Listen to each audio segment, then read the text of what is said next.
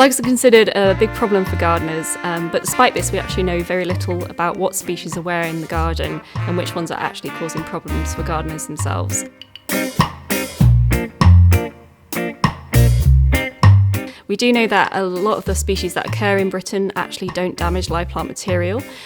So to help teach gardeners about this, we launched 2 citizen science projects as part of my PhD. The RHS Slug Hunt, which was a project open to anyone to submit records of a few select species, and the RHS Slugs Count project, which was a more closed participation project where we got 60 people going out in their garden over a year to discover what slug species were active.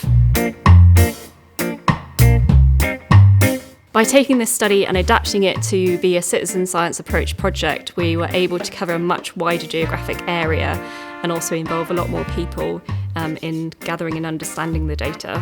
So in a single year of collecting data in Slugs Count, we managed to collect over 22,000 specimens of slugs.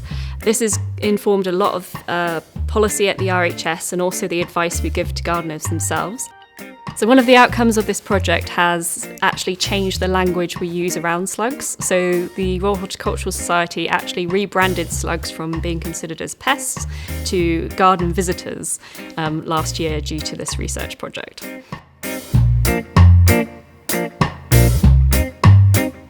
The benefit for the people actually taking part in this project is they've learned a lot more about the slugs that occur in their garden and have a better understanding of slugs in general and the role that they play.